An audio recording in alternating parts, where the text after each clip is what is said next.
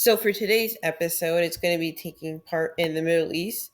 So, if you didn't know, this is the Middle East in this part of Asia, and there's a lot of political tension happening right here, even in the present day. So, where this video is going to start is over here in this country of Israel.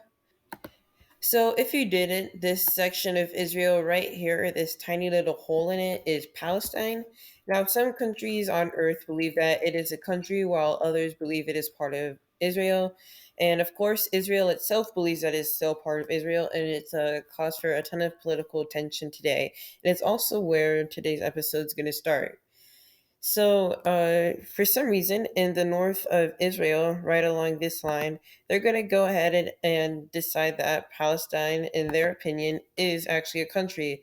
And more than just that, they're actually going to want to join Palestine and are completely breaking away from Israel. So we see part of northern Israel going to join Palestine, while the south is completely clueless as to why this happened. And immediately, this is going to spark a war as they see part of their country abandoning them. And this is going to go ahead and start a civil war. So immediately, southern Israel troops are going to go ahead and attempt to reclaim this part of Israel in the north, and it is a more powerful part, so they're easily going to be able to capture land. And if you didn't know, Israel is a pretty powerful country on earth, and it's not going to be quite a problem. But when they get to Palestine, something strange is happening. They're actually having trouble going in and taking it, almost as if Palestine has superior technology. And eventually, for somehow, Palestine is actually going to be able to push the southern Israelis out of northern Israel.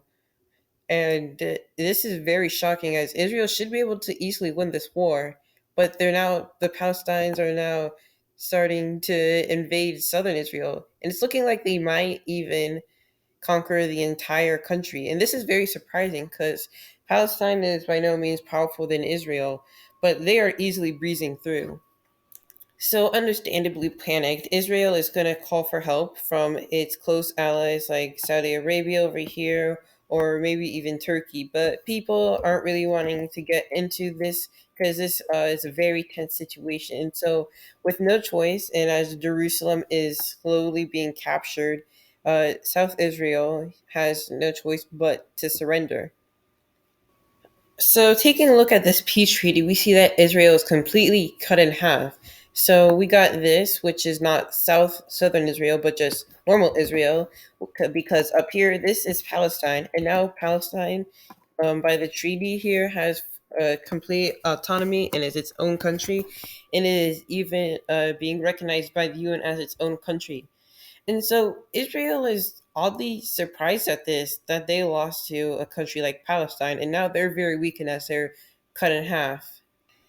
So, seeing this, they're going to assume that their enemies in the Middle East are to be blamed for this.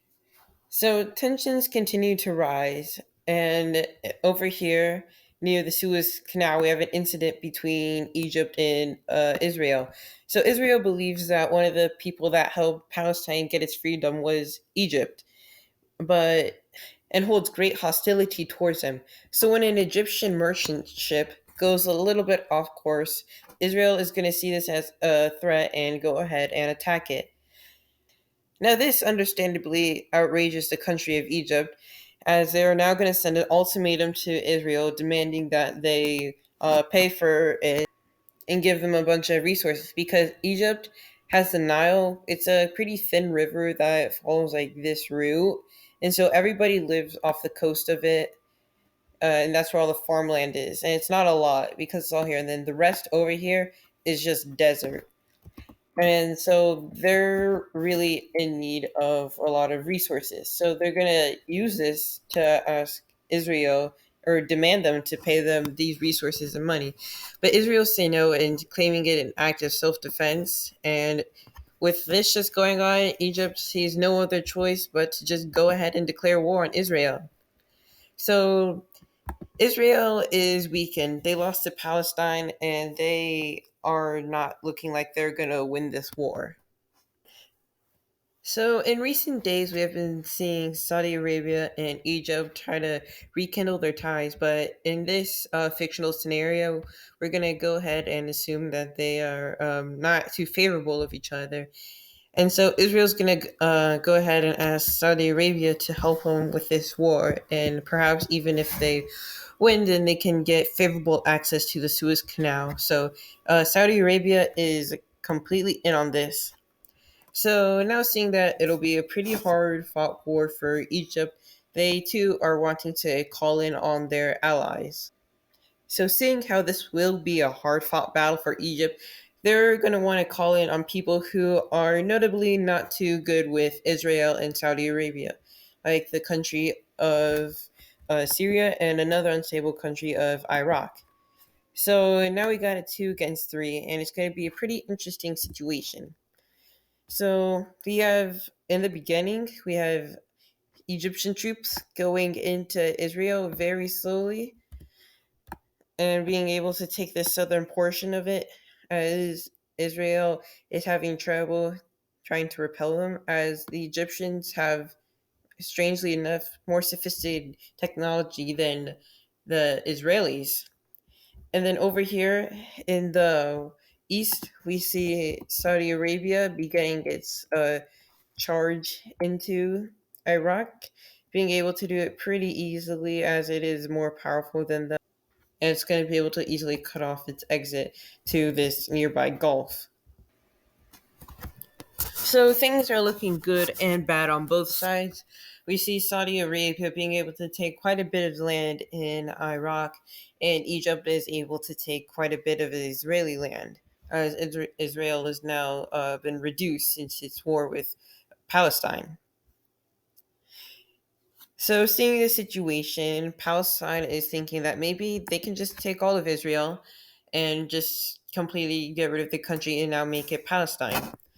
So now Turkey is going to go ahead and get in on this war, seeing as to their Middle Eastern friends are are looking like they could be in a bit of trouble, and this is going to be a huge boost for the blue team, as now they have a very powerful ally with them. And so, with their new friend, Turkey is going to be able to attack Syria and will be able to capture a ton of land, as Turkey is a very powerful country with a lot of troops. And so, blue team troops are easily getting into the Middle East, but over here we see is Palestine and Egypt be able to take even more Israeli land, as slowly Israel is being crunched down into. And so Israel is quite surprised at what's happening to them, because they know that they should be better at this, and moreover shouldn't be losing a war to Palestine. But strangely enough, Palestine's sophisticated technology is very much destroying the Israeli ranks. So Saudi Arabia is going to go ahead and see that Israel needs help, and is going to send people over to start an invasion of Egypt. So slowly they're going to be able to cut off Egypt's access to Asia, and they're still going to continue their invasion of Syria. But instead of pushing further in, they're just going to create a strong front line here, so that way they can help their pal Israel. Meanwhile, over here, Turkey is going to go all out on Syria and is going to cut off their access to the coast. So, of course, in this fictional scenario, or like in real life, we wouldn't see all these countries getting involved in like such a conflict from this. This is purely for the video. But seeing that its allies are needing help, and for the potential land gain, and to really solidify their power in the Middle East, we're going to see Iran join in on the battle and help the Iraqi troops be able to push the Saudi Arabians back a little bit, just a little bit for now. So now with the addition of Iran, the red team and blue team are looking like they could be pretty even, as they both have powerful countries on their side that are will be very useful in the battle. And so slowly we're seeing that Syria is going to be knocked out of the war very slowly, but we're going to see our Iranian troops coming in to back up the south. So Turkey is going to be stopped. Whereas down here in Egypt, we're seeing the Saudi Arabians being able to almost flank the Egyptians that are in Israel. So because of this, Egypt is going to have to pull out a lot of their forces, enabling Israel to reclaim its land that it lost. So now they only have to worry about the Palestinians, but strangely, they are still pushing back Israel, and it's looking like they might lose. Seeing this, Saudi Arabia is going to instead focus on saving Israel rather than attacking Egypt. And so, just like in Iraq, they're going to make a solid front line here and pause their efforts as they go to help their friends in Israel. So, by now, we're going to see Iran making naval landings in Saudi Arabia to take a little bit of their coastline. And so, this is going to be very alarming for the Saudi Arabians, seeing that the Iranis are now in their country and are taking land. So, seeing this, instead of pulling out their troops in Iraq, they're instead going to try to do the same thing and cross the Iraqi Iranian border into Iran to try and take a little bit of land to scare them a little bit. And so this is going to work a little as they're going to be able to take some land, but it's going to be halted very quickly. And so, seeing how Iran is fighting in Iraq, Iran, and Saudi Arabia, most of the troops here in Syria are going to go ahead and be pulled out, enabling Turkey to be able to finish this front line over here and be able to quickly take over the rest of the country as they now start their invasion of Iraq. So for the red team, it's not looking too good. Egypt has lost a little bit of land, and they're completely out of Israel, and they've lost the country of Syria, and Iraq is being invaded from two sides. The really big contender they have left is Iran, who's going to attempt to finish off the Saudi Arabians in Iraq by curving around and into the front lines here, which we see a large encirclement, enabling them to capture a ton of Saudi Arabian troops, which is going to in turn allow them to be able to push more forward into the country. So by now, a lot of countries have lost a ton of their land. We see Iran losing their land. Iraq is losing a bit of their land. Egypt has lost their most of their access to Asia, and Israel is being pounded into the dirt. So we're gonna go ahead and see the countries coming together to determine a peace treaty. But do keep in mind that while this is going on, there is still fighting, and this is gonna cause most of the countries to give their final hurrah as they try to take a bunch more land so they can get more in the peace treaty. So we see Turkey going in and taking as much or Iraqi land as they can, and as for Saudi Arabia, they're gonna pull out all of their troops from Iran as they want to attempt to push back the Iranians as they do just a little bit as they want to defend their homeland, their country. And we're going to see the same thing happen in Egypt, where the Egyptians are able to slowly push back the Saudi Arabians, but not completely kick them out. And we're going to see the Israelis one last time try to push the Palestinians completely out. And it goes pretty well for a little bit until the Palestinians come back and hit them harder than ever. And by now, an armistice has been signed and is in effect, and the peace treaty is going to happen. So, taking a look at this peace treaty, we're going to see countries getting land and losing land. So, starting in Turkey, we see them getting large parts of both Iraq and Syria as they're able to capture a ton of land from them.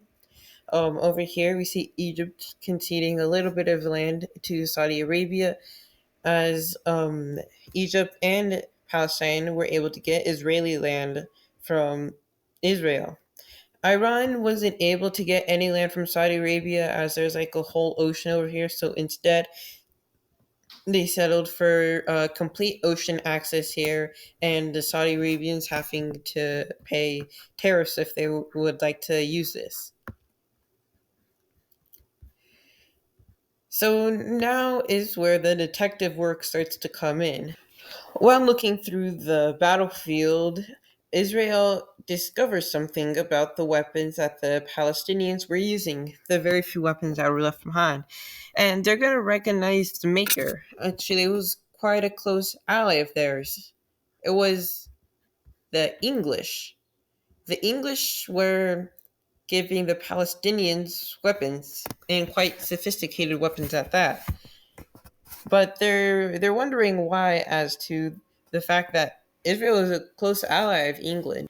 And so after a little bit of searching, they're going to find out that it was also the English. They're going to find out that it was the English who were giving money to the Palestinians and northern Israelis to be able to defeat the Israelis. But they're going to start to wonder why. As they question the UK in UN meetings, they're gonna begin to find their answer, and that answer is coming in part two, which happens tomorrow. Part two comes out. I appreciate you for taking time out of your day to watch my videos, and I hope you'll watch the one that comes out tomorrow to find out how and why all this was happening. Have a fantastic rest of your day.